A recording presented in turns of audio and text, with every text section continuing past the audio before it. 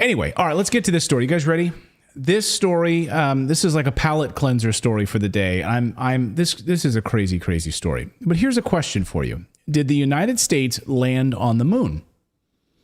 Just drop it in the comment right now. Just let us know in the comments field here. Did the United States land on the moon? I already see hundreds of people saying no. Okay, just let us know your thoughts on this. Seems like an easy thing to prove, right?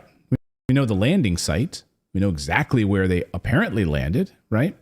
Show us the landing sites. Show us the evidence. And yet the former head of Russia's space agency and certain Russian academics can't seem to find any evidence at all that the United States actually landed on the moon. What? Oh boy, this story is going to piss off a lot of people. So here's the guy by the name of Dmitry Rogozin. There he is. That's Dmitry. And he worked at Russia's version of NASA. Not only did he work there, he ran it. He's like the Bill Nelson of Russia, running NASA.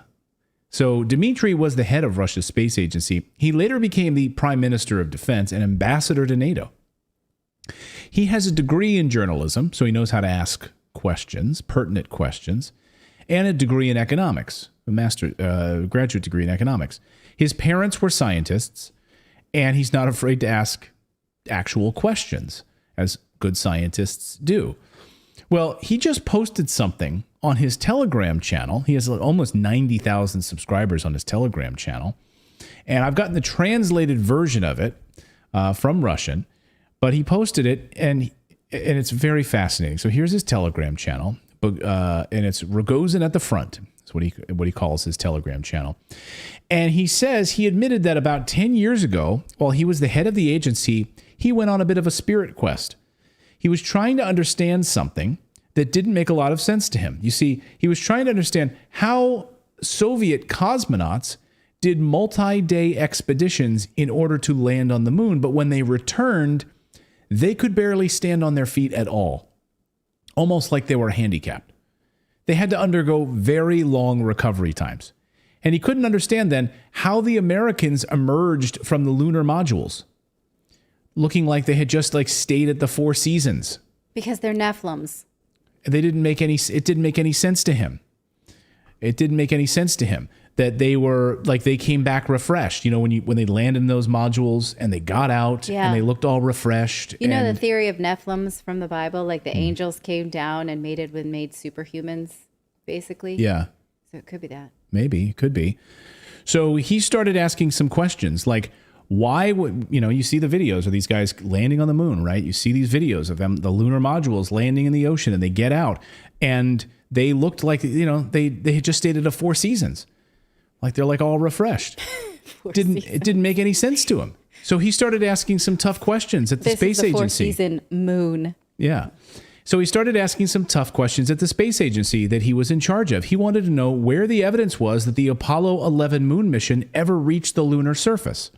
Surely, we have, as a competing space agency, we would have overwhelming evidence. We would have photographs of the landing sites, right? You would absolutely have that. You would know with pinpoint accuracy where the Americans had landed. Materials, scientific reports, all of it. We were in a Cold War with these guys. They would know every movement. And sorts of studies. How did the Americans do this? And yet he found nothing at the space agency. Nothing. I'm going to quote him now. This is Dmitry. About 10 years ago, when I worked in government, I sent an official request to the Roscosmos, which is their version of NASA, to provide me with documentary evidence of the Americans' stay on the moon. They were there for days, right? Which at the time was still at the disposal of the federal agency, he says.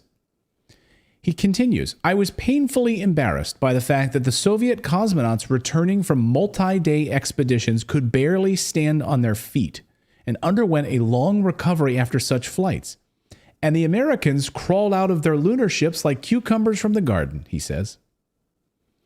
He kept pushing his government, give me the evidence that the Americans landed on the moon. And finally, he got a response from a Russian cosmonaut who basically told him to go pound sand for even asking the question. And he sent him a book. He sent him a book called Conquest of the Moon with a comment written by the cosmonaut Leonov that he said the Americans were there because they told him themselves that they were there. That's literally the only evidence he received. That a cosmonaut says they were there because an American told me they were there. Okay. So the only evidence he got from a cosmonaut was from an American who spoke to him. Yeah, we were on the moon. Oh, okay, thank you. Okay, great. So this guy, the former head of the space agency, didn't give up. He says he continued to search for this evidence, but he found nothing. The only thing he got was anger from within his own space agency because of the relationship with NASA. They had a good relationship with NASA. And they didn't want it to be compromised. They told him to drop it, basically, and that he would, quote, aggravate an international situation. So shut up. Don't ask questions. Don't ask anything. But he didn't stop there. He then started asking Russian academics about it, who were in the know, and they all but stonewalled him. We know this is true because in November 2018, academic E.B. Elektronov from the Russian Academy of Sciences gave a really weird interview on Russian radio called Moscow Speaks radio show. And he admitted that, yes, Dmitry did ask him for evidence that the Americans had landed on the moon. So he confirmed the story. And he was put off by the question he described in the interview. And he admits this on radio. There he is. That was the academic who was put off by this. That how dare you ask me this question? And he said basically he was asked, Dmitry then confirmed he wanted him to show him the landing sites. Because clearly you're part of this. You're an academic who worked at the agency. You know where these landing sites are. You have the materials, the evidence, the studies, all of it.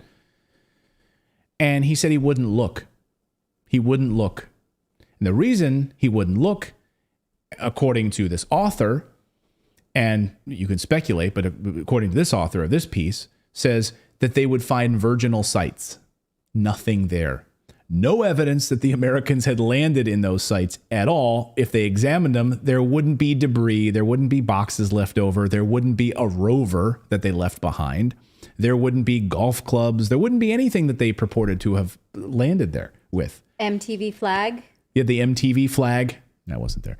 But the American flag, like they would be able to find this stuff easily. But he said he was told, no, don't ask questions. Stop asking questions. I think this is an amazing story. So what do you guys think? Let us know in the comments below. What do you think about this?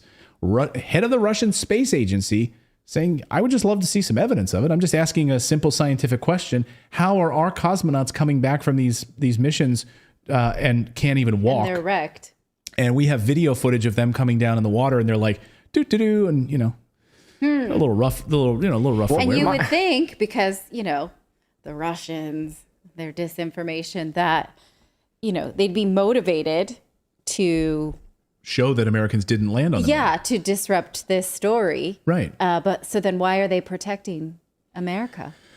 Well, again, narrative? it's because the space agency is sort of like extracurricular. It's like the space agencies really are like, hey, whatever you guys governments are going to do and fight a war, like with the space agencies are kind of like this, like it's like a really tight knit community of scientists and stuff, and maybe they're just defending who they think are their brethren. I don't know. What do you think, David? Well, I was going to say, I feel like all of these issues, if we had data to back up these questions that people ask us, we would be proud to be able to give it to them. We'd be proud to give them that info. Here's all the data you want. We were first, all this other stuff. It's like all the softball questions they get, that they can't answer. It's like if they could answer them truthfully, they would be happy to answer them, but they never can. So if they can't provide data, that leads me to question. And all we have then is the film footage, right? And we have a lack of data. So we don't have it. We don't have there's no We have super telescopes that can, like, with pinpoint accuracy and satellites, and get amazing resolution. We have the Hubble see telescope. into other galaxies. Yeah, we can look at the Andromeda galaxy, for crying out loud. You mean to tell me we can't zoom in on a crater? You know, and show us the stuff. Like, wouldn't that be a great thing? Hey, and by the way, he also brings up the point. I forgot to mention this part of the piece. This is a big part of Dimitri's point here, which is we haven't been back. He said he couldn't understand how the Americans were able to get to the moon with technology that you couldn't even power a USB-C drive today. How in the world did they get to the moon and they haven't been back for 56 years and they don't even have the technology today to get back to the moon? It's a great question. Why haven't we been back? Those are big questions. Yeah, Those are big, legitimate questions. You're blowing my mind. We don't have the technology. We didn't have it then. Why don't we have it now? And we still can't go back? These are great questions. I'm fascinated by this.